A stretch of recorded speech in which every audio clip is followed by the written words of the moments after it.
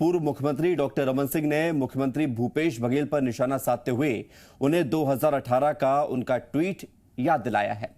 रमन सिंह ने भूपेश बघेल पर तंज कसते हुए लिखा है कि चुनाव से पहले भूपेश बघेल जी के पास ये सब था। झीरम घाटी के सबूत थे, रोजगार के लिए ब्लूप्रिंट था, शराबबंदी के लिए योजना थी, रोजगार भत्ते के लिए पैसे थे, 2500 रुपए समर्थन मूल्य देने के पैसे थे। लेकिन जब से सरकार में आए हैं तब से इनमें से कुछ नहीं है।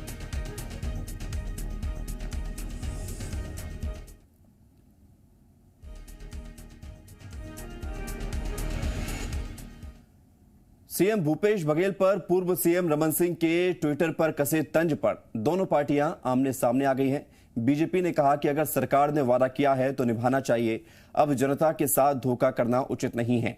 तो वहीं कांग्रेस ने कहा, हम बीजेपी की तरह नहीं हैं कि झूठे वादे करें, जो कहा है वो पूरा करेंगे। अभी हमारे पास 3.5 साल का समय है। शराबबंदी की योजना इनके पास थी, महिलाओं को इन्होंने ठगा, शराबबंदी का वादा करके आज तक शराबबंदी नहीं कर पाए। अन्य कई सारे मुद्दे रहे जिस पे सरकार विफल रही। इनको देना चाहिए, वो वादा जो किया उसको निभाना चाहिए। झीरम घाटी के सबूत आने चाहिए। हम भी चाहते हैं कि झीरम घाटी की घटना से पर्दा हटे और जो लोग दोषी हैं उनके ऊपर सीधी कार्रवाई। लोहांडीगुड़ा के किसानों की जमीन वापस की गई है, लघु वनोपज का सही दाम दिया गया है, कुपोषण के खिलाफ, अशिक्षा के खिलाफ बड़ी लड़ाई लड़ रही है कांग्रेस की सरकार। हम भाजपा की तरह नहीं हैं, कुछ बोलें और करें नहीं।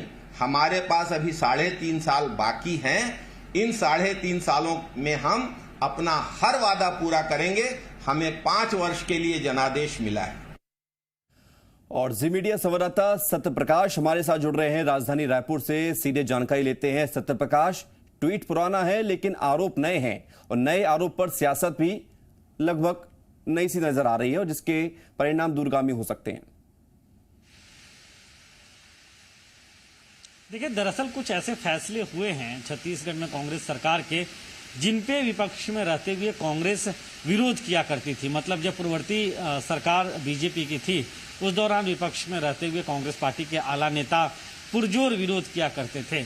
लेकिन अब जब कांग्रेस पार्टी की सरकार है तो उन फैसलों पे अमल करने की दिशा में जिन फैसलों की पुरानी सरकार के विरोध किया जाता था, कमोबेश थोड़ा सा उसे नया रूप देके या थोड़ा सा अलग रूप देके या उसमें कुछ नई चीज़ों का समावेश करके नई सरकार जो है वो कर रही है या करने जा रही है। दूसरी तरफ अगर हम कहें तो कुछ ऐसे बड़े आरोप थे जो आरोप विपक्ष में रहते हुए कांग्रेस पार्टी ने बीजेपी की सरकार पे लगाए थे, पूर्व सीएम डॉक्टर रमन सिंह पे लगाए थे।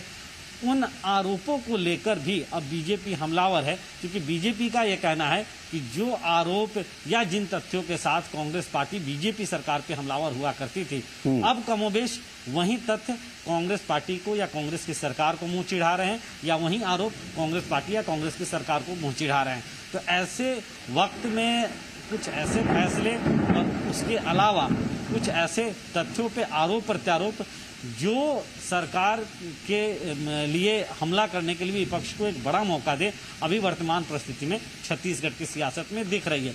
और कमोबेश उसी स्थिति का फायदा विपक्ष उठाना चाह रहा है। विपक्ष की तरफ से सीधे डॉक्टर रमन सिंह, पूर्व सीएम, राष्ट्रीय उपाध्यक्ष हैं, वही सामने आ रहे हैं। और वो पिछले हम देख रहे हैं कि एक हफ्ते के दौरान कम से कम उन्होंने 2-3 दफा ट्वीट करके या लगातार वो बयान देकर सरकार को घेरने की कोशिश कर रहे हैं।